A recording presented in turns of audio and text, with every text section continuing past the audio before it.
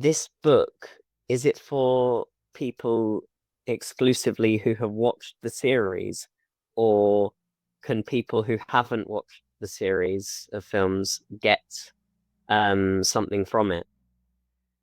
Well, that's an interesting question.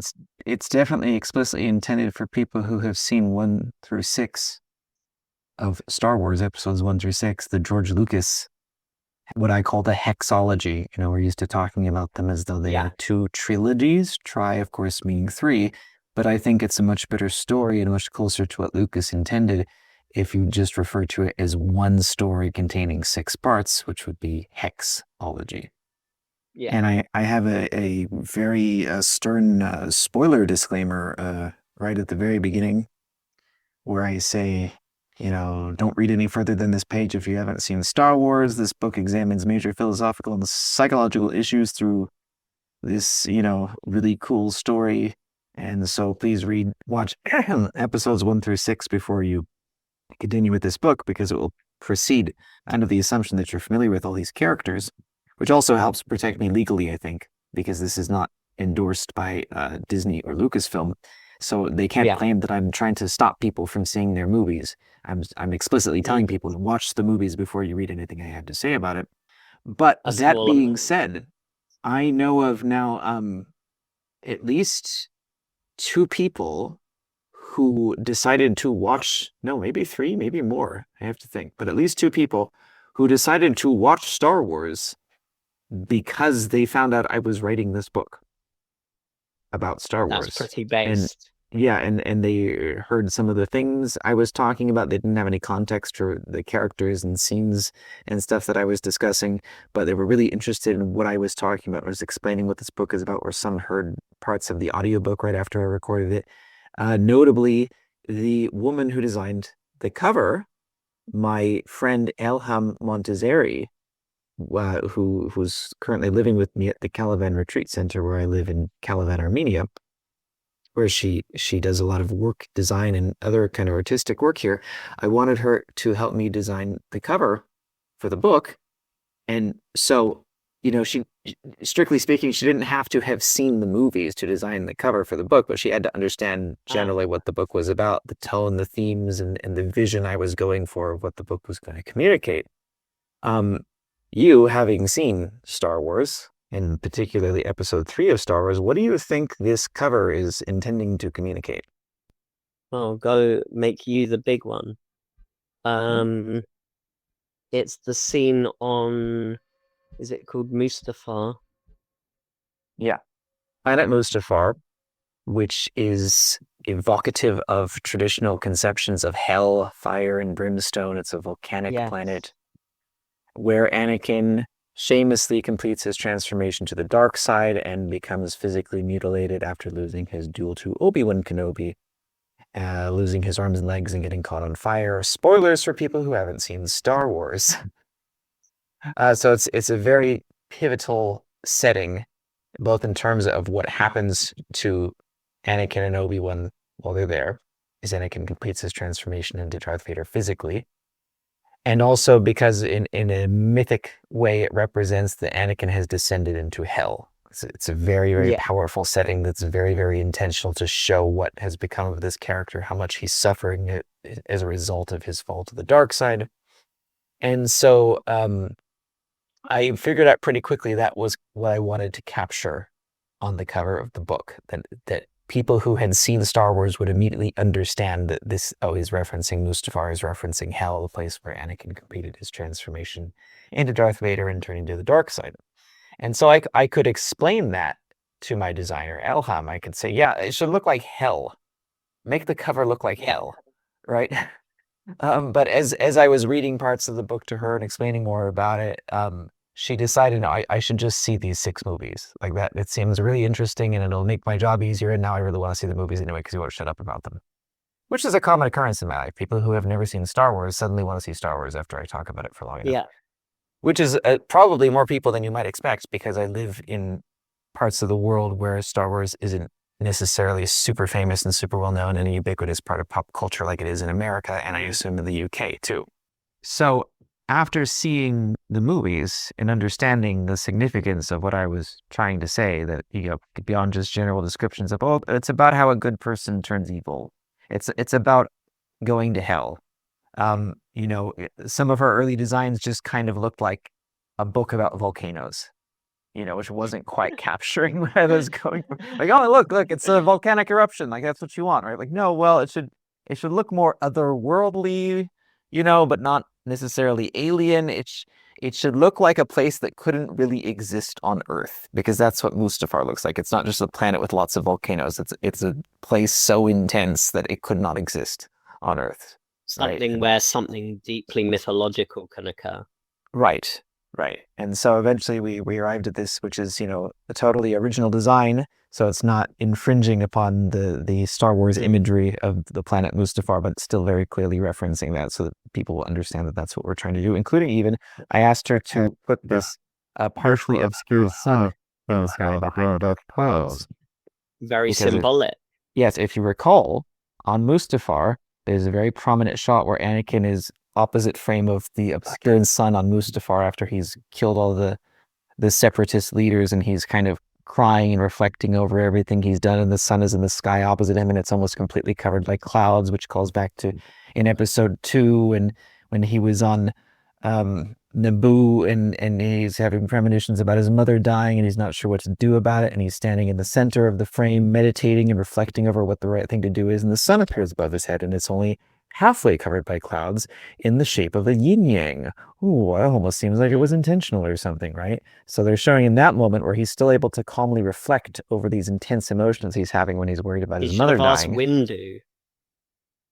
Windu, the guy who embodies both, hence the purple. So that's a very iconic image that is referenced multiple times across the films, where as the sun becomes more obscured, Anakin's consciousness is becoming more darkened by his fear, his insecurity, his anxiety, his rage. And then on Mustafar, there's even one more shot right after the Obi-Wan duel. After Obi-Wan, yells at him, "You were the chosen one," and he catches on fire, and he returns to Padme's ship. You see the sun one more time as he's leaving, and it's completely blacked out. And it's so quick, it's just like in the corner of the frame, right? So it doesn't like linger on it and say, look, the sky is completely black now. But it was very clearly put there, and very clearly the transition has gone from mostly dark to completely dark, showing that's it. Hope, light is gone in the universe because Anakin is gone. Only Darth Vader remains. The kid who was so much the chosen one that he was literally born from the midichlorians. Yes. So, and why do you think George Lucas did that? Why did he make Anakin a demigod born of a supernatural origin instead of just a really talented kid? Well, it's basically just to properly symbolize that he is the one who's supposed to bring the world back into like the light, or if things go badly, then maybe the other way. But that wasn't what the universe intended. The universe intended for him to do as much good as possible. I can read to you the paragraph I wrote giving my interpretation, and then in the end notes I have a quote directly from George Lucas explaining it, which kind of supports my argument. Only Qui-Gon can see a greater destiny for young Anakin when he identifies him not only as exceptionally kind-hearted, but also unusually strong with the Force. He confirms that the midichlorian count in Anakin's blood, the quantity of microscopic organisms that exist symbiotically in all life and silently communicate the will of the Force, is higher than that of all known Jedi, even Grandmaster Yoda, which leads him to believe that his father must have been an exceptionally powerful Jedi too. Shmi confides in him that Anakin had no father. She miraculously became pregnant with him all on her own. Anakin is so exceptional that he could not have been conceived by mortal man. This fact represents, in a physiological kind of way, his role of breaking with the chains of the past that are carried forth in each new generation. If he is not born of the seed of ordinary men, he does not have to carry their baggage, their sins, their point of view, and their way of seeing and doing things. His surname, Skywalker, hints at this, one who walks above the rest of us, practically on a different plane of reality, and a sort of demigod among us. He is the blank slate and the fresh start that the Jedi and Republic desperately need, here to bring about true transformation and revolution, even just by existing. He is a direct manifestation of the will of the Force through its miraculous interaction in the biology of his mother, according to Qui-Gon's interpretation of the Jedi prophecy of the Chosen One. And then in Vanity Fair, February 2005, Star Wars The Last Battle, George Lucas said, "It was a virgin birth in an ecosystem of symbiotic relationships. It means that between the Force, which is sort of a life force, and reality, the connectors between these two things are what we call midichlorians.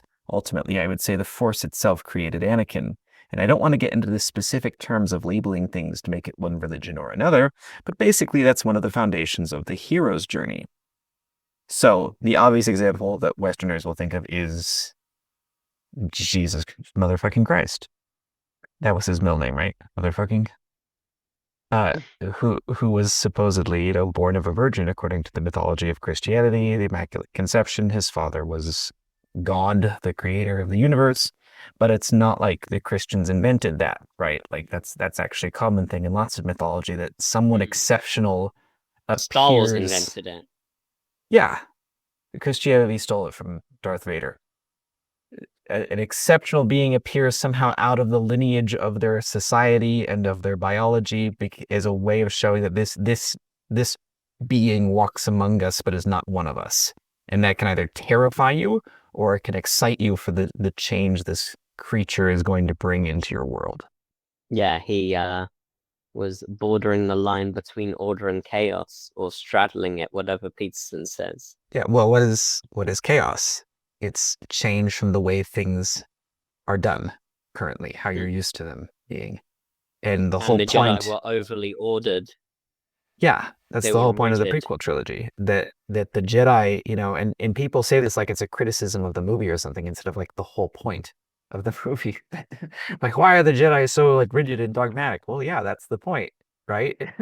They're immensely flawed, and that's why there has to be a downfall and there has to be a revolution, because if they didn't have those flaws, then they never could have been wiped out. They wouldn't have had the weakness that allowed the Sith to rise up within them without them ever finding out and corrupt their Messiah, their chosen one. And, the whole movie happens. The whole 6 movies happen. In the conclusion of your book, you talk heavily about your wife, Ruzan, and her journey into and back out of the dark side. This was an important motivator in you writing the book? Well, the motivator first was just it was a few motivators which I addressed in the preface. It was partially just because it amazes me that I can watch these 6 movies like 100 times since my earliest memories as a child. It was probably the first movie I ever remember seeing, the original trilogy movies, and still be engaged by this story. Because I still notice new things about it, like intentional framing and repeated dialogue and the way events happen that mirror things that happened in a previous movie. And it's very clear, at least the vast majority of those had to be intentional. Maybe a few of them I just kind of made up in my brain. It made connections that weren't intentionally put there. It's possible. But it's clearly, that's why it took George Lucas 20 years to make these movies, because he really, really, really had a very intentional image he wanted to portray. So part of it was just kind of unpacking all those connections that my crazy brain, like paranoid conspiratorial brain, like it's all connected, don't you see? Well, you do this, it's a hexology, and there are supposed to be all those cross connections. Yeah, it's intentional. Yeah.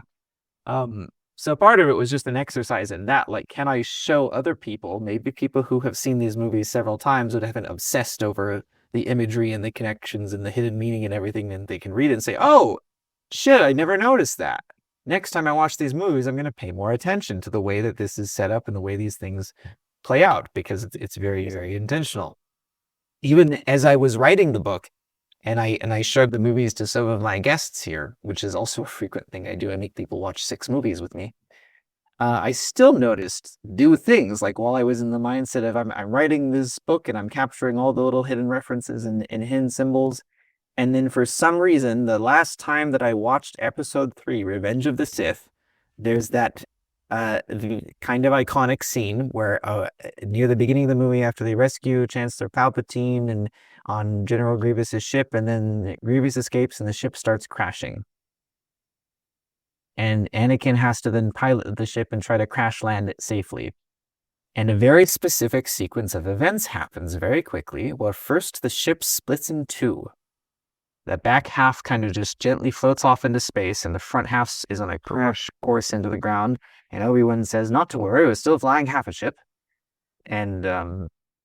And then Anakin is like overwhelmed, and the whole ship is engulfed in flame, and he's trying to extending the flaps to slow down the descent and the reverse thrusters to try to reverse course as much as possible to prevent a crash landing into the ground. And the fire ships come in and try to put out the fire before it consumes the whole ship, and he just barely manages to bring the ship to a stop before a complete disaster.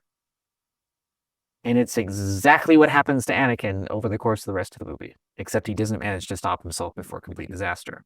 But he splits into two, Anakin the good and Darth Vader the bad. And the back half of the ship that floats safely off into space represents Anakin's spirit that will remain in the Force and reemerge at the end of episode 6 and make his last appearance before Luke, kind of reborn in his young form, saying like, hey, even though the other half of me crashed and burned in a huge fireball that destroyed everything, this part of me survived.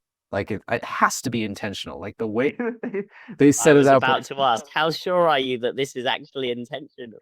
That I even Googled it. Am I the first person to notice this? Like, so I just Googled, like, symbolism, or I asked ChatGPT or something of ship crashing in episode 3 or something, and I didn't find anyone making any commentary on this on any forums or anything. So maybe I am the first person in all the millions who have seen that movie to notice, oh, this is symbolic of what's happening to Anakin. His identity has been split in two, and that one half of it is crashing and burning, and if he can't regain control and composure as he's landing this crashing ship, it'll end in catastrophe. But maybe the story is so archetypal that there was bound to be something like that comes up in it, where it's like, oh, this follows it like that, and it's just like the story is such exactly what it had to be with his growing up and descent, that there was going to be something like that. Yeah, and again, maybe it's just maybe George Lucas just said, let's put an exciting crashing scene in here, and my crazy brain said, look at the connections. Can't you see what he's doing? Can't you see his master plan? Maybe the dots, I connected them. Right. The only way we'll ever know is if George Lucas says, hey, I did this on purpose, right? But there are so many of these things that at least most of them had to be intentional. There are hundreds of them and just ones I noticed, right? And some of them are things I've seen other people comment on, but were still worthy of me including in here. And some I have never seen other people comment on before. So maybe I'm the first person to ever notice them, or maybe, they're just not talked about very much. Part of the inspiration for this book was just to get this information out of my crazy brain onto the page, because, hey, maybe other people will find this interesting or entertaining too, or will deepen their appreciation for how much work went into crafting this story. And part of it was very much inspired by events in my personal life of having watched similar kinds of drastic personality changes happen to many people I have known throughout my life, even since I was a teenager. I saw stuff like this happen to people, and I didn't quite have the maturity and the composure and the mythic awareness to understand what was happening back then. But looking back now, I can see so many clear patterns that, it's not like they suddenly, changed their name and started murdering children with a lightsaber. But you can see these people who you once thought of so highly suddenly become much uglier, worse versions of that person. Very quickly, often, like overnight sometimes, it seems. Just like how Anakin's change was very quick and sudden, but it was very much built up to. In the same way that we often joke, like, it takes, 40 years to become an overnight success or something, right? Like, wow, you just became famous overnight. Well, yeah, but I worked a really, really, really, really long time for conditions to be such that I could become an overnight success. Well, the same thing happens too. It's more like an overnight failure. In the preface to the book, which is the part where I'm kind of explaining the motivation behind the book, I say it begins with a switch, a dramatic, anti-miraculous change in personality, priorities, or working terms of a relationship with someone you love. The person you know becomes passive and some other uglier force emerges in their place. There's a circuit breaker in the mind that limits higher brain function. It concentrates activity and automatic emotional reactions. It ceases to integrate events into memory, instead defaulting to whatever it has already accepted as the only narrative of events. Consciousness is reduced to a minimum. Under these conditions, people cannot self-reflect. They cease to be themselves and become a machine-like and animalistic facsimile instead. And I talk about how this has happened to many people I've known, at least according to my interpretation. Not like that I'm the ultimate authority on the subject, but for reasons I did not understand when I was a child, I related more to old Ben Kenobi in A New Hope than I did to young Luke Skywalker. I saw a more developed example of part of my fundamental nature on screen before me, and identified more with the mentor's struggles of passing on the moral lessons than I did with the hero's burdens of receiving them. In the prequels, the pain of Obi-Wan's loss of a fallen friend and student he loved so much, who showed so much promise, spoke to me on levels I wouldn't fully understand until I experienced similar pains with people in my life who showed similar signs of personality corruption, including even the woman who would later become my wife. That's Ruzan, who I call Anakin Skywalker, which I think she hates, but whatever, I'm going to do it anyway. It seemed so familiar to me, like a path I had walked before. I knew I was not the only one who had ever experienced this. There were universal patterns and explanations behind such devastating and self-destructive behavior. Thus, the inspiration for writing Turning to the Dark Side was born. To explore from every available angle Star Wars' mythological depiction of how a good person turns bad, and how even the best people can become the worst if they're unprepared for the burdens of their own existence. And I think that is exactly what George Lucas intended, based on endless amounts of commentary and interviews I've seen from this fascinating man, that to him, the whole point in making Star Wars was to pass on moral, mythic lessons in a new format, starting in the 70s with A New Hope, and then the next two movies. And then he showed the positive path initially. The second half is the positive path. It's Luke, the hero that we're supposed to emulate, learning the correct lessons and ultimately making the right second choice. half is the back of the shit. Yeah, sure. Yeah, you got it. Write a book about it. He started with the positive example, and he's trying to teach young people, in particular children and adolescents, this is what you should aspire to be. Walk this path with Luke, so that when you face similar situations in your life, you'll know what to do because it will feel familiar to you. And then when he made the prequel trilogy, he's showing the dark side, the other side of the coin, where he's saying, well, if this is what you're supposed to do... What happens when you sell the rights to Disney? Well, I could probably write a whole book about that too. About the kind of meta significance of what Disney has done with the movies, but I deliberately, I even say in the preface too, I'm only referencing episodes 1 through 6, even though I do believe, I hate the sequel trilogy. It's no secret that I think 7, 8, you and say 9 are no the to the nonology because it's not done properly. Yeah, no to the nonology. But that being said, there is some value in some of the extended TV series and other movies or comic books or novels or video games or whatever, either the ones that were originally part of the expanded universe that's now called Legends, or the new stuff that Disney has made, that reluctantly, I have to admit, actually that's pretty good. Like it seems in line with the mythological intentions Lucas started with. Mandalorian. Mandalorian is pretty good. Parts of the Obi-Wan Kenobi series are pretty good. The Ahsoka series was pretty good. Again, people are going to find things to hate about all these things. And yeah, there are some definitely parts in all of these that could have been improved. But if you're just focusing on like the mythology of the characters, The Obi-Wan series, I think, did justice to the relationship between Obi-Wan and Darth Vader. The Ahsoka series did the same thing with Ahsoka Tano, this character from the Clone Wars animated thing. More or less, it's staying in line with the original vision that Lucas had for what these characters mean and how they behave and why they behave this way. So I was more or less satisfied with them, and I do reference a few of them in some of the end notes. But the book is about just that hexology, 1 through 6, and what happens first with the dark path of what not to do with Anakin.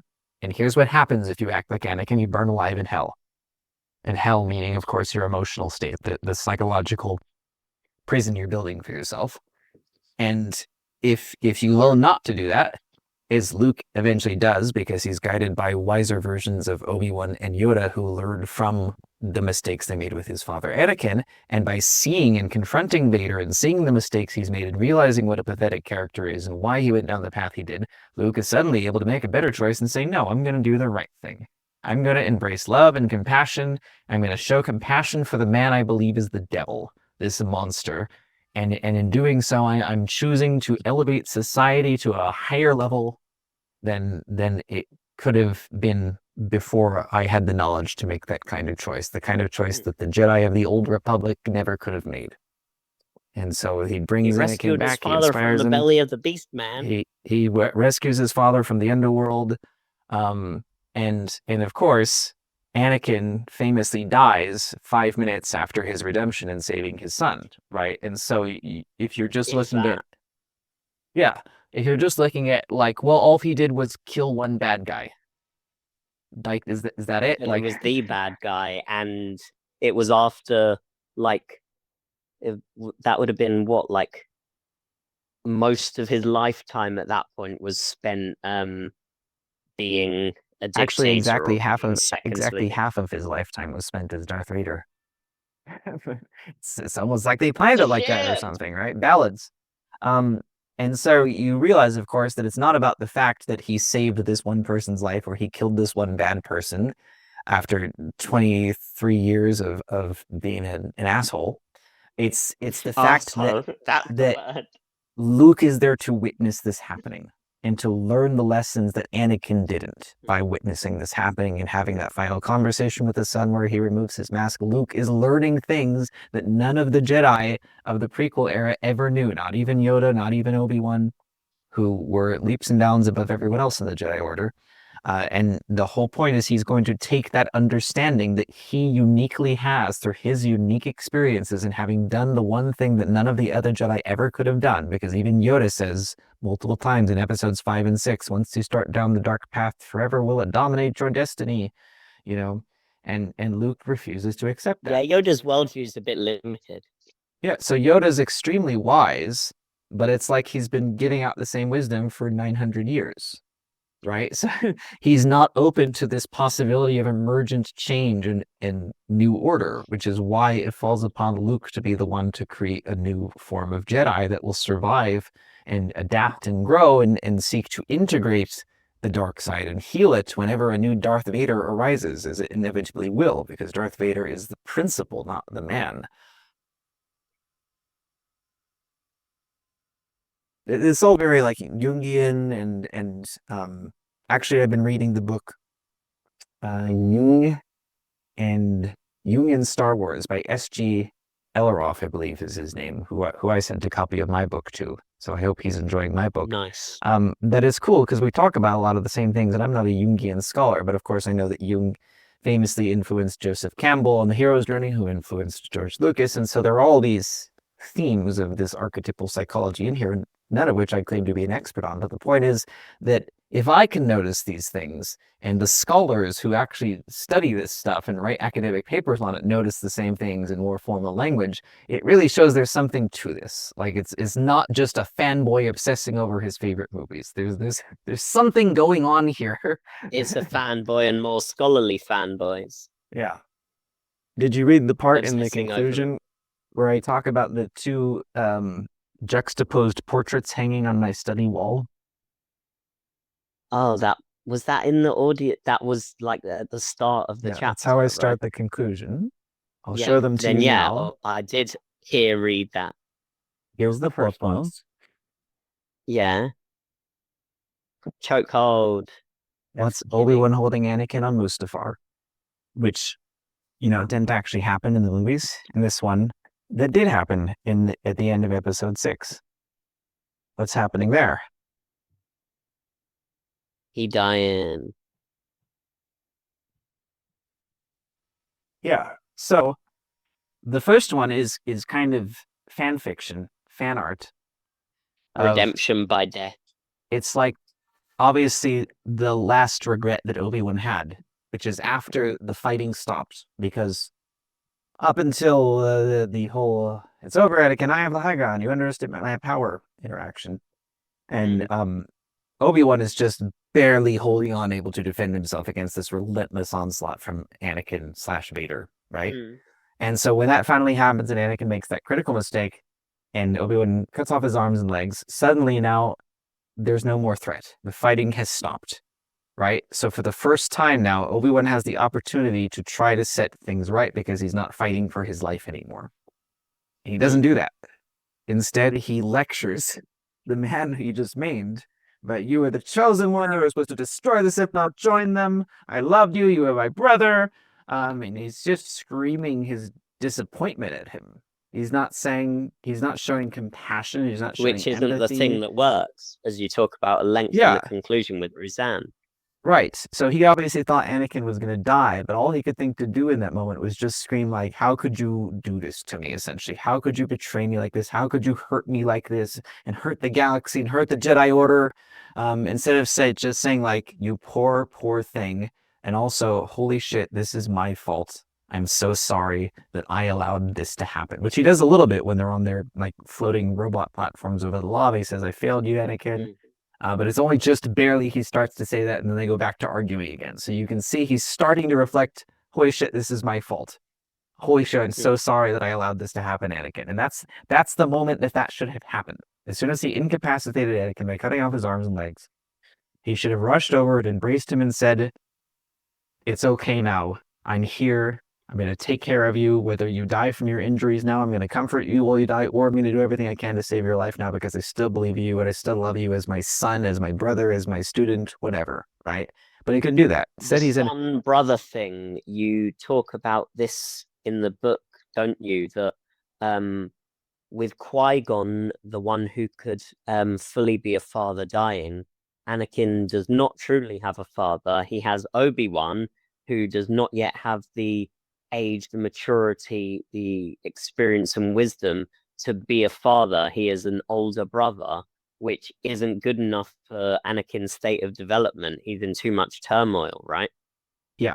So in episode 1, we see that Obi-Wan, who I believe is 25 in that movie, and Anakin is 9. So there's a 16-year age gap between them, which is like almost enough. Babies. Yeah, it's almost enough for a parental bond, but not quite, because if a 16-year-old father is not ready to be a father, if you think of it that way, like it's biologically possible, but psychologically it's not a good idea, right?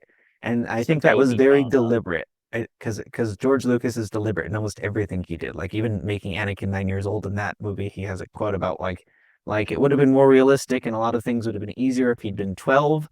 But if he'd been 12, the separation trauma from his mother wouldn't have been nearly as strong because 12-year-olds are ready to go out and explore the world, and 9-year-olds are not. They're very, very much attached to their family unit, to their maternal figure. He had to be 12 in some ways, but 9 actually. Yeah. He's very mature, very capable 9-year-old, obviously. But the whole point is that with a 14-year-old girl. Yeah. Yeah, and that too, like, obviously you wouldn't, first of all, like, stereotypically, women tend to be attracted to men a few or several years older, right? And particularly Padme is a very mature, very developed young woman, even from episode 1 when she's just 14. She's already the queen of a planet, and she's very mature, carries herself very well. And in episode 2 and 3, you see the same thing. Like, this is a very mature, accomplished woman. Why is she going after a guy 5 years younger than her instead of someone like Obi-Wan, who would be 11 years older, which would probably be a more traditional fit, right? And even in deleted scenes in episode 3, there was more of a hint of like Anakin is suspicious that Padme and Obi-Wan are having an affair behind his back, or Obi-Wan might be the real father when he finds out she's pregnant or something, but that was deleted. But clearly that was put there right? That he's this mistrust is building, and Mm. and we see that Anakin too is so far ahead of his age in so many ways. Like he's legendary within the Jedi Order by the time of Episode 3, and he's obviously very, very talented. But in other ways, he's still a child emotionally, and you see him kind of go back and forth between those two things. So somehow he never quite matured out of that childhood trauma, even though in many other ways he's so accomplished and so developed for his age. And if he had been able to complete that transition by having a proper father figure like Qui-Gon was supposed to be, until he was killed in Episode 1, and instead Palpatine ends up taking that role as the dark father figure who ends up seducing and manipulating him. And so that part in Episode 3, what this portrait is showing would have been like Obi-Wan's redemption of him finally taking on that proper paternal role, saying like, no matter what you've done, I still love you as my son, because that's what parental love is. It's unconditional. It's like I brought you into the world. I'm responsible for your creation, and no matter what you do, I will still be that person who will always be there for you. And that doesn't happen until the end of Episode 6, 23 years later, 3 movies later, where it's a reversal, where it's his son saying that to him. Saying, I know what a monster you are, and as bad as you were in Episode 3, you've gotten a lot worse in the 3 movies since then.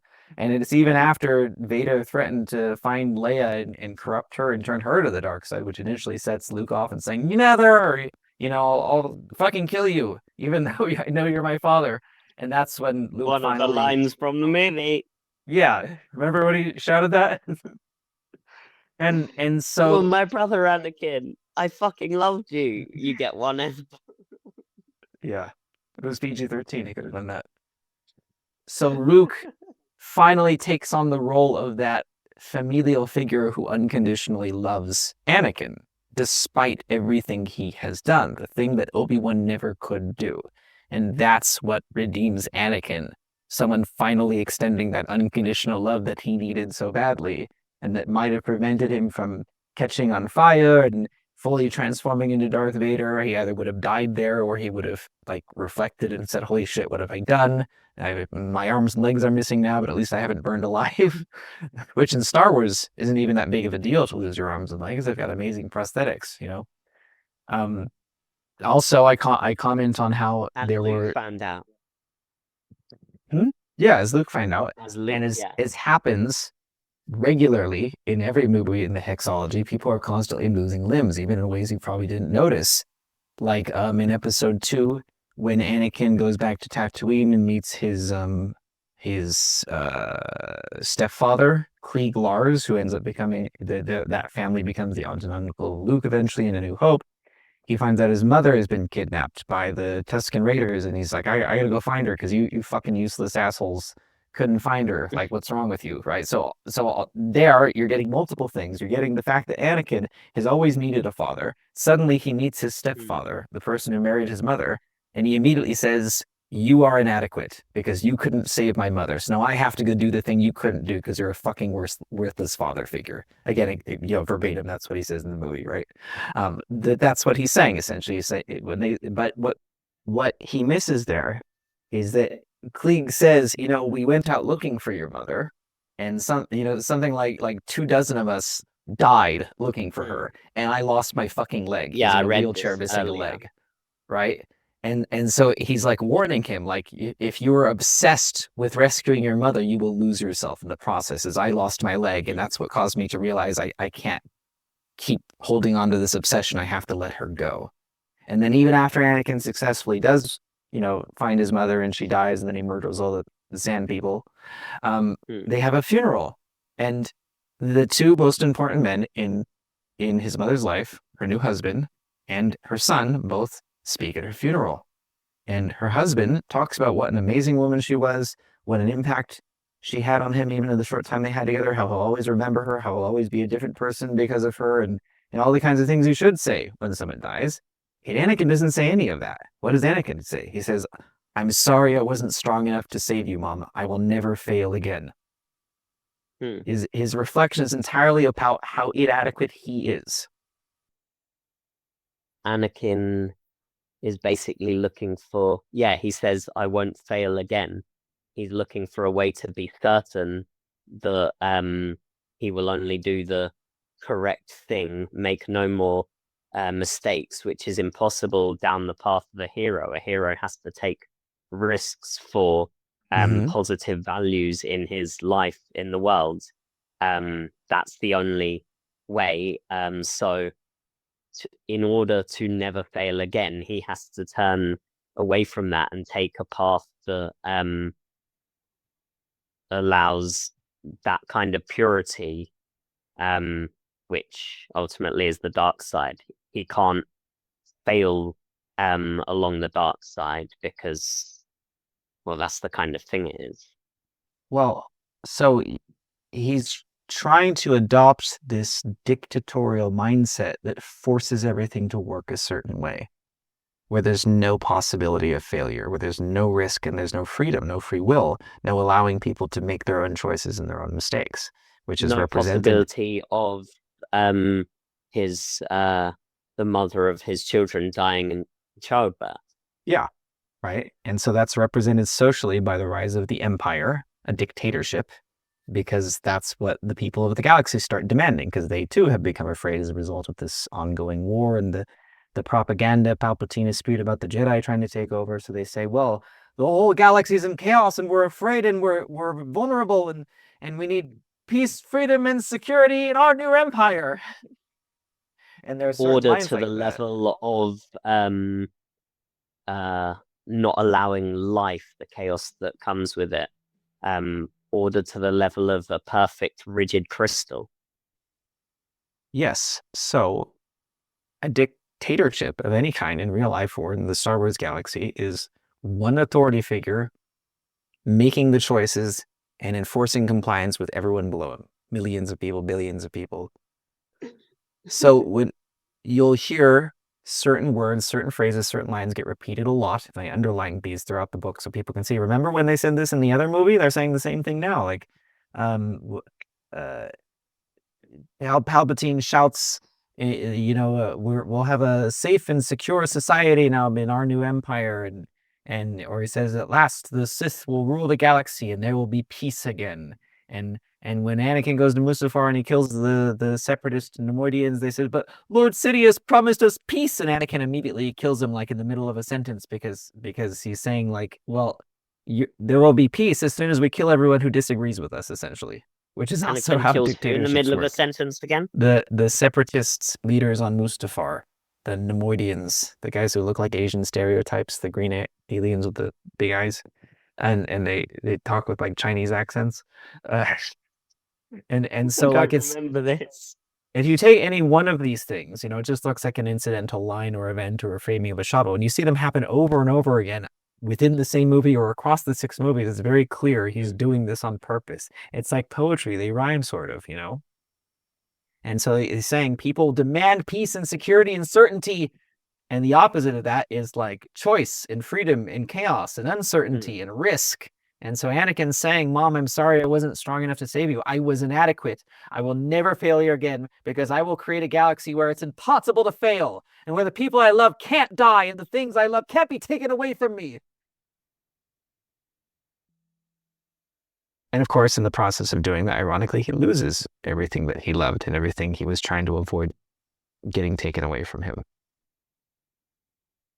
And this ties into the whole Jedi no attachments thing. This is their way of avoiding that whole thing. Have no attachments whatsoever, and then you can't give into that because there's nothing that lets you give into that. There's no motivation to do so. You're pure and free of anything that clouds your perfect altruistic good. Right. So in the end, how does society evolve and how do the individuals or protagonists evolve? Do they just go back to how things were before everything turned to the dark side and the Empire took over the world? No. Luke wins because of his attachment to his father and his sister and his friends. Many times, like even in A New Hope in episode 4 in Luke's first movie, which I say is representative of his childhood, the two trilogies with Anakin and Luke first show their childhood in their first movie, then their adolescence in their second movie, and finally their adulthood in their third movie. And even in Luke's childhood, Luke only destroys the Death Star because he's so naive and optimistic and attached to Han Solo, this smuggler he barely knows, who kind of just seems like a selfish asshole.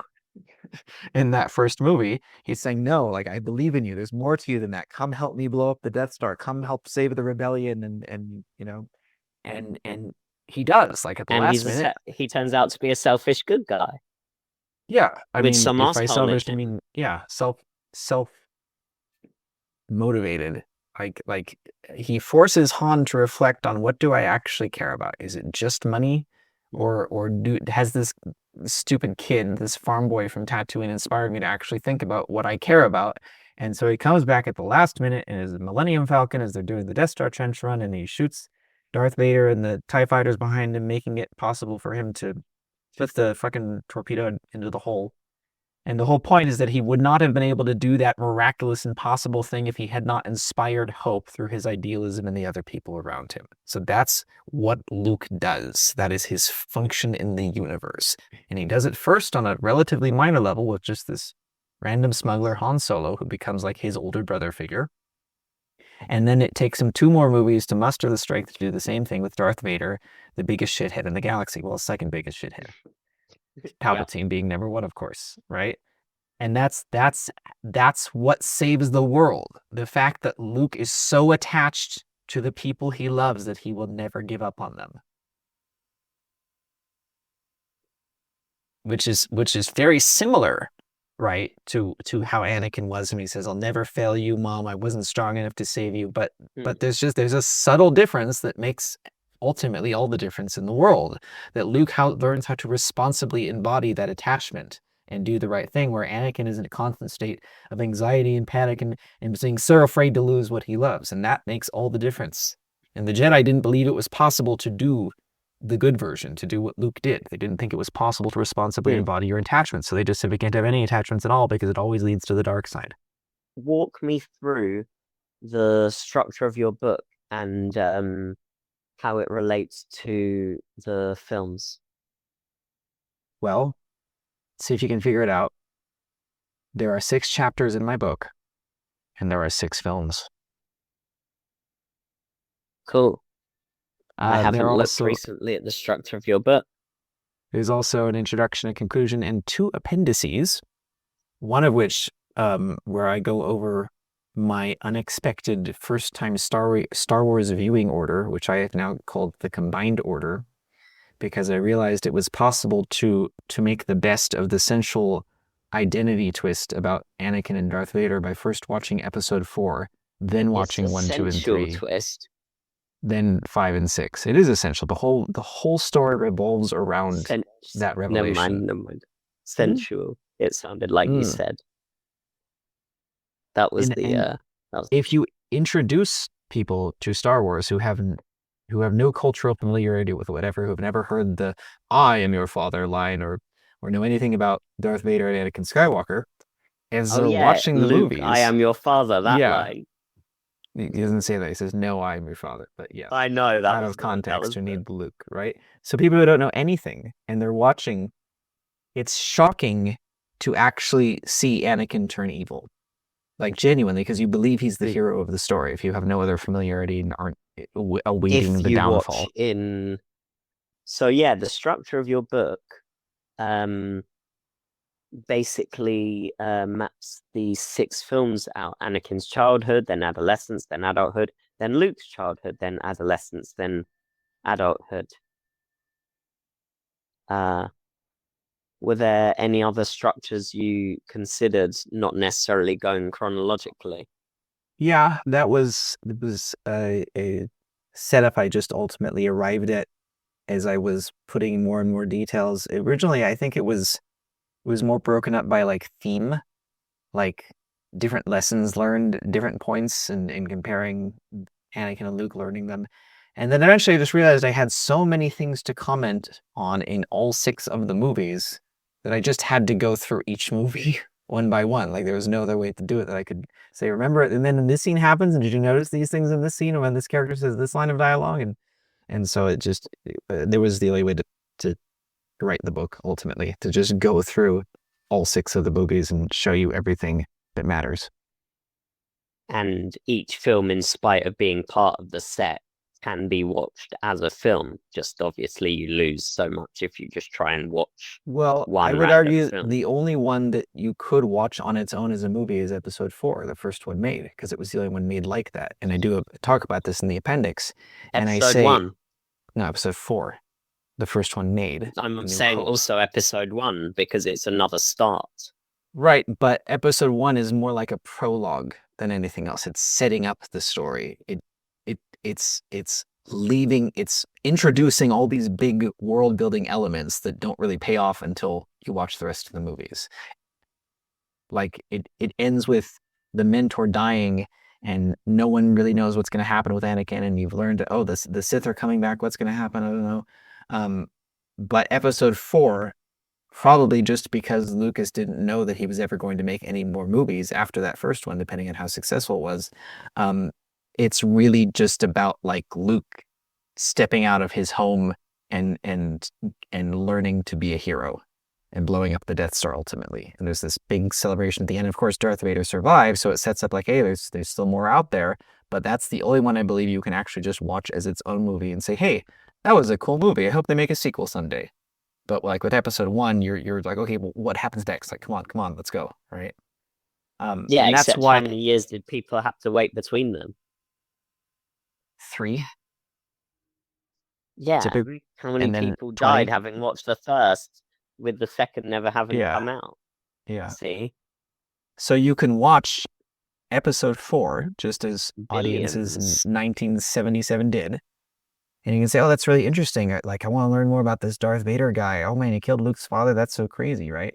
And then if you watch episodes 1, 2, and 3, you have no idea that Anakin is Darth Vader. And Yeah. it's So your order completely is blindsides 4, you. 1, 2, 3, 5, 6. Yes, I've been calling it the Because combined order. you can't do 5 before those because it gives away. Yeah. If you watch the original trilogy first, the twist, the revelation comes at the end of episode 5 when Vader says, no, I am your father. You know, it's shocking, right? But if you watch the prequel trilogy first, the revelation comes halfway through episode 3 when Palpatine calls Anakin Darth Vader and he starts killing people. But the problem with that is if you don't know who Darth Vader is, it's not as shocking as it should be. You just know that Anakin has turned evil, but you don't quite understand who Darth Vader is. If you watched episode 4 first, then what you think of Darth Vader is the same thing that Luke Skywalker thinks of Darth Vader. He's just this evil monster who betrayed the Jedi one day and killed his father. And so you have no reason to think that Anakin is going to become that monster as you're watching the first 3 movies. So that different order amplifies the mythological power of the third movie. Would you say there are other orders which might amplify others relative to the others? Are there any orders which make one of the other numbers the most significant? I mean, what's 6 factorial? How many different ways are there to watch these movies? You could try them all 720. Did you just do that in your head? 4 factorial is 24, 5 factorial is 120, 6 factorial is 720. 6 times 5 times 4 times 3 times 2 times 1. Okay, I'll take your word for it. So yeah, I mean, Easy enough. You could experiment with literally every order you could put these movies in, but again, you have to ask, what is the point of these movies? And so to me, obviously George Lucas intends that we watch them 1 through 6, and he has explicitly said so, and I agree in general that makes sense, particularly if you've seen them 100 times. But the first time you watch them is the only time you will experience the shock of finding out that Anakin is Darth Vader, or that the hero turns into the villain. And I think... Unless you've heard about it because of decades of Yeah, everyone but talking about that's it, why mostly I've making done it this kind in of inescapable. parts of the world where people don't really know the same stuff we know. Actually, I did it even with a Canadian. My friend who's an opera singer. Um, she somehow didn't know anything about Star Wars, and I made her watch them, and she too was shocked, to learn Oh yeah, you what mentioned this happens. in one of the Yeah, parts, didn't I was you? talking about the movie, the music, sorry, in the introduction, and I was saying, That was I'm a musician, and even when I was a kid, before I had any musical training, I was very sensitive to music, and I was amazed at like how detailed and rich the musical cues were.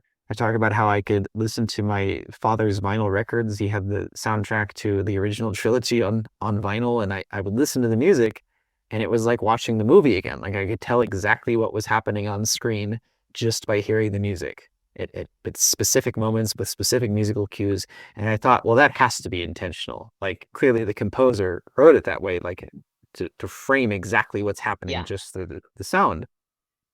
Of course, if you've watched these movies and heard this music 1,000 times, you already have all these associations with the Imperial March, Darth Vader's theme, bum, bum, bum, bum, ba, bum, Bum, bum, ba, ba, bum. bum, bum, ba, Yeah. bum. So, you have all these associations with this very rich music. But because I had a friend who was a classically trained opera singer, and I am not a classically trained musician, I'm just a guy who really likes music. And she had never seen any of the Star Wars movies. She didn't know that Anakin What an was Darth Vader or opportunity. anything. And she has the musical training. And remember, Star Wars is a space opera. It's heavily inspired by opera, as is the practice of leitmotif, where you have a musical theme recurring to represent a certain character or emotion or whatever. I showed her the music. And just to see, like, what is your interpretation of what's going on in the story just by hearing the music? And she did really well, actually. Like just with the smallest amount of information, I said, so like this theme represents the Force, which is like this magical spiritual power in the movies you'll see.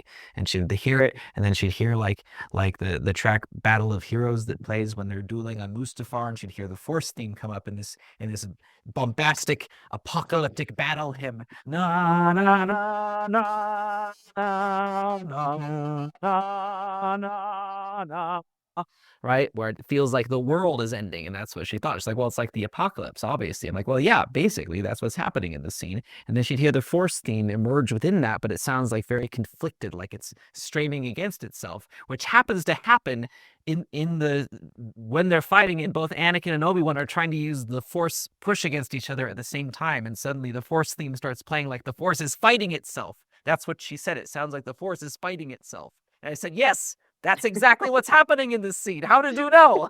Like I couldn't tell her literally. There are two Jedis who used to be master and apprentice, or like brothers, and now they're both trying to use the Force against each other at the same time. Like the specifics wouldn't have made sense to her, but she did remarkably well, which just shows that obviously she was a very knowledgeable, classically trained musician, but also that John Williams, the composer, knew his shit. Like he knew how to convey exactly what he wanted in the music, and he must have worked very, very closely with George Lucas, who I'm assuming is not a musician. I don't know. I've never heard him talking about it in musical training, but he obviously must have worked very closely with John Williams to say, this is what's happening in this scene. This is what we need to convey with the music. Here's all the subtlety and intricacies, or like the times in episodes 1 and 2 when you just barely hear Darth Vader's theme start to come out, but it's just when like when people are afraid of what will happen to Anakin when he's older, and you just barely hear Darth Vader's theme come out. And there's lots and lots of little stuff that He took the people, role of director very seriously and universally over the film. yeah, it Then. just shows how intentional every little detail of these movies is. And people who just watch them and say, oh, it's a fun action space movie, are completely missing that. Like it's the most intricately constructed cinematic experience that I'm Although aware number of. 4 is the closest to that then. Yeah, number 4 is a Swashbuckling swashbuckling adventure. space adventure. Yes. Like, and that by design, again, that's how he started. It was like the simplest, easy entry point to the story, and it was just this like fun Flash Gordon-esque space adventure, right? But If even he in knew it that would sell, movie, he would have gone with 1 first, wouldn't he? 1, 2, 3, the well, he numerical didn't order. title it Episode 4 until years after it came out. It was originally just Yeah. called Star Wars, and then he said, okay, well, this is where it takes place in my vision of the whole story. It's halfway through after the first trilogy. But he had Right? already made the vision before the first one, no? Yeah, I mean, with any kind of storytelling, the vision evolves and refines over and over and over again, right? Mm. But you But can the hear basic, interviews. Yeah, where he's talking like during the time of Return of the Jedi, 1983-ish. He's talking about the backstory with Obi-Wan and how Vader lost in a duel in a volcano with Obi-Wan, and that's how he became so mm, crippled and like so clearly he was thinking about these things 25 yeah. years before he actually made those movies, right? So it's actually quite impressive. And obviously a lot of things changed. Like there are certain minor incongruities in the plot where obviously some of his ideas changed, but like the basics, the hardcore fundamental themes were there clearly. So why six? Why wasn't it, I don't know, four, one, two, and then the parallels one, two, or like eight, or maybe seven with an exact middle one to transition between them? Why was it seven, Well, six, even? this is entirely speculation, but there's a reason I call the 6 chapters in my book. I say episode 1, Anakin's childhood, and then episode 4 is Luke's childhood. Episode 2 is Anakin's adolescence. Episode 5 is Luke's adolescence. Episode 3 is Anakin's adulthood, and episode 6 is Luke's adulthood. I think it's very clear he was trying to capture that mythological structure of someone growing up. Childhood starts in innocence and naivety. Adolescence is confusing and challenging, and you have to undo many of the assumptions you had from childhood. And then adulthood is either where you become a stable platform of your values, having learned the lessons of adolescence, or you fail to do that, which is, in the first trilogy, that's what happens. Anakin fails to become his responsible adult self. And in episode 6, Luke does become that.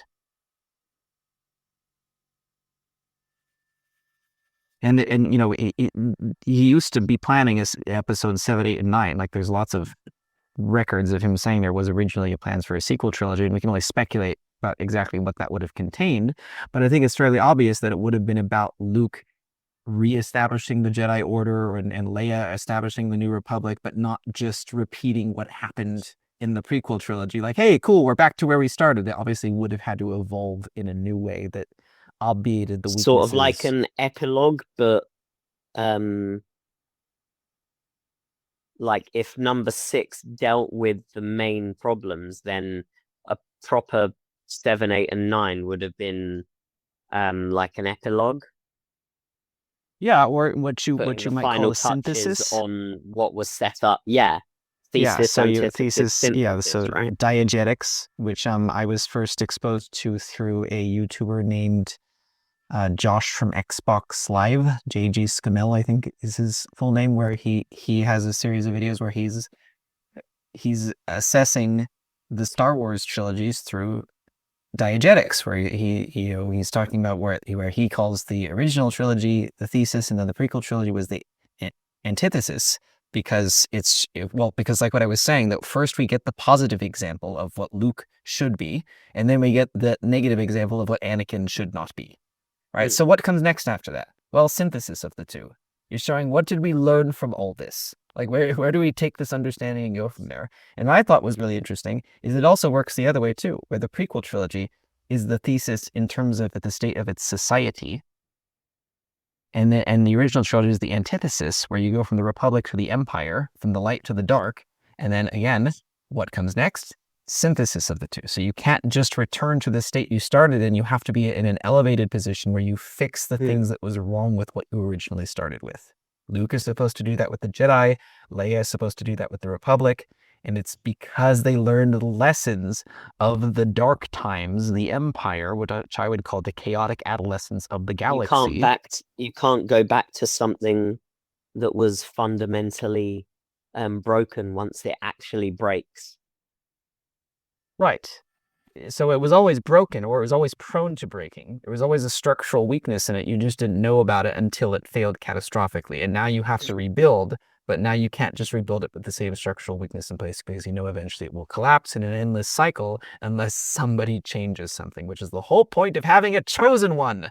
A messiah is meant to bring fundamental revolution to a society. That's what Anakin ultimately became, just not in the way anybody thought he would. No. Another thing you've mentioned is that it's the parallels aren't just 1 and 4 are parallel, 2 and 5, 3 and 6, there are parallels across it. 1 and 6, 3 and 4, and I guess 2 and 5 Yeah. still. So What you're do you say about referencing those in the book or the otherwise? the ring theory structure or chiastic structure, which I was first introduced to through a very popular essay by Mike Klimo, Star Wars ring theory, where he shows like it's oversimplifying to say just that 1 reflects 4, 2 reflects 5, and 3 reflects 6. To some degree it does, like what I was just saying about the lessons the protagonists learn, but there are lots of things that actually do the opposite, where the ends reflect each other and they kind of work into the middle. And in his essay, which is available, I think, at starwarsringtheory.com, he goes into meticulous detail showing the framing of certain thoughts, certain shots, certain themes, certain lines of dialogue that repeat over and over. So obviously I was influenced by that to a large degree. Like just noticing, I read that probably 10 years ago, and it was one of the first things that showed me, hey, these movies I love for their like heroic journey, like there's so much intricacy that even I missed in all these intentional things that George Lucas set up. So that was, I doubt I would have been able to write this book 10 years later if I hadn't first been exposed to that way of thinking. So thank you, Mike Klebo, if you're watching this. And you asked me about my wife, right? Bringing this back to the personal level. Part of my inspiration for writing this book was because I had seen what I now call turning to the dark side happen to many people I have known or thought very fondly of, or in some cases even loved throughout my life. And the most prominent example was my friend, Ruzan, who I knew for 5 years and who I became romantically involved with, who eventually hated me and stopped talking to me because she wanted essentially to romantically possess me. And the point is she wanted more than I was capable of giving her. And I was always, as clear and upfront about that as I could be. But that's what happens when somebody becomes possessive and greedy. It becomes like this obsession, like, no, I need this. And if you don't give it to me, it means you're my enemy, right? Which is how Anakin started treating Obi-Wan and the Jedi. It's how he started treating Padme. Greedy meaning in a short-term, myopic, grabbing Yeah, sort of where way. you can't see anything else, you impatient. can't see the consequences of your actions, right? Because you're just obsessed with this one singular goal. And so for 2 years, this woman, Ruzan, who I call Anakin and Skywalker, essentially hated me. And I honestly thought that I would never talk to her again, probably, or we would never be friends again, certainly. And the fact that we're married now, like that, it's, I would have considered that impossible for her to be my wife. And it took 2 years when my cat died for her to start to show empathy What was and your other compassion name? toward me. Anakin, and I thought Darth Anakin was Vader. the light side. What? Anakin and Darth Vader. Vader. That's so forced. But That isn't one Darth doesn't flow as Vader the well. dark Yeah, side so I one? just stick to Anakin mostly. Yeah, and Oh, now right. Those are both dark side ones. I thought Anakin was no, well, the light side. Anakin is just the passionate side of her because Anakin was always passionate. And so the potential for the dark side was always there, even when he was good, even when he was heroic. That passion was always there. And it wasn't easy, like, to repair our friendship. It took probably a total of about 4 years. 2 years where we didn't talk, and then 2 years where things were like, not really sure what's going on here anymore. We're talking again, but it still seems like she's on the dark side most of the time, where she's not in control of her actions, she's not conscious of what she's doing, but at least like things are moving forward a bit. And eventually, I saw that restored capacity for sadness and self-reflection and all those things that are impossible to do when you're on the dark side. And that's when I really started to believe that she had learned and grown from those experiences, and she'd become a more mature version of herself, what I would call her adult self.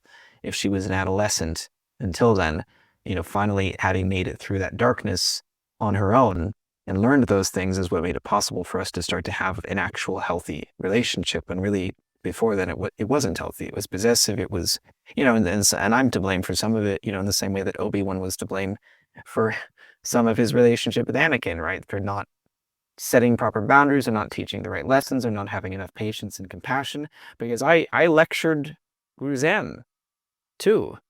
I made the same mistake that Obi-Wan did, where he lectured Anakin saying, like, you were the chosen one, what the fuck is wrong with you? Like, why are you doing this, you piece of shit, I did the same thing in my own way, not quite as fiery, but like I was what is wrong with you? Like you're smarter than this. Like I'm your friend. You know who I am. You know that I've always been good to you. Why are you treating me like this? Like, and I just got so frustrated, and that was a mistake.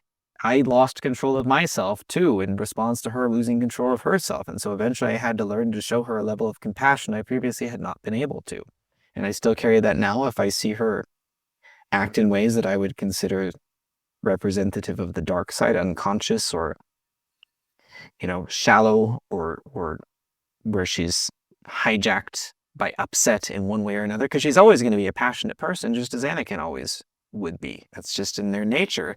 And it's my job to accept and respect that and still be who I am for this person and love her unconditionally, almost like a parent to a child.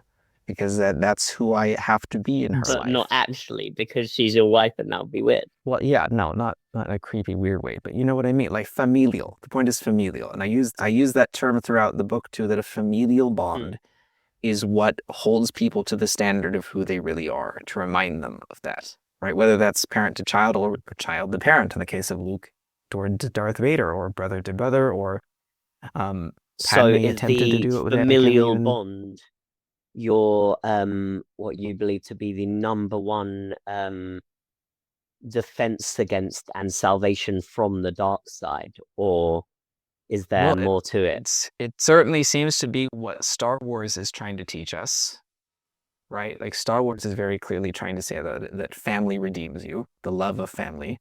The limited amount of real life experience I have with it seems to agree with that interpretation, but I can't say like definitively like this is it. It's a complete science. I've solved it. All I have is my own experience, and that's why the whole conclusion is about my experience with my wife Ruzan and Anakin Skywalker, and what we went through and what brought us to this point. And really, like, again, this could just be me like imposing the pattern of Star Wars on our relationship, but there are a lot of like striking parallels where it really shows like the Jungian psychology was very clearly present in her and in my relationship with her, and the mistakes I made towards her and that she made toward me. So like that to me really says there's something to this. Like it's not just a story, like it's really reflecting fundamental human psychology.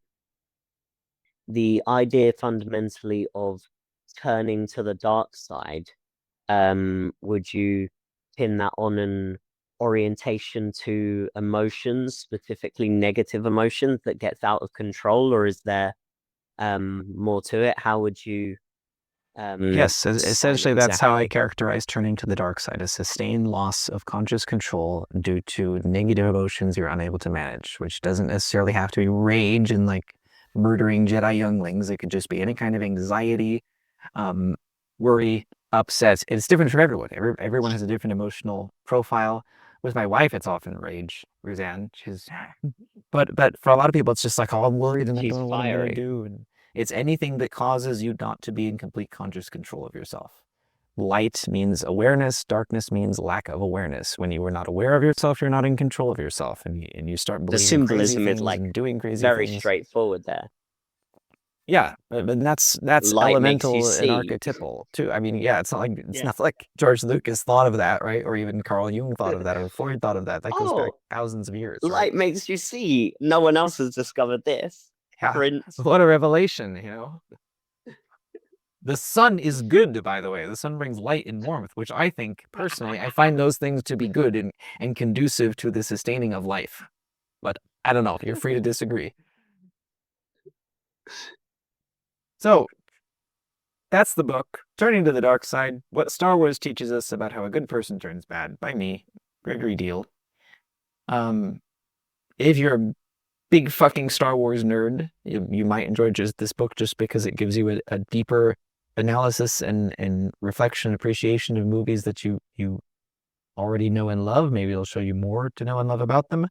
Or if you're someone who cares very much about human beings and their spiritual trauma and journey of self-actualization, or you've seen things like this happen to the people you know, as I did before I wrote this book, you probably know what I'm talking about. And hopefully this book will help you in some way, as writing it certainly helped me.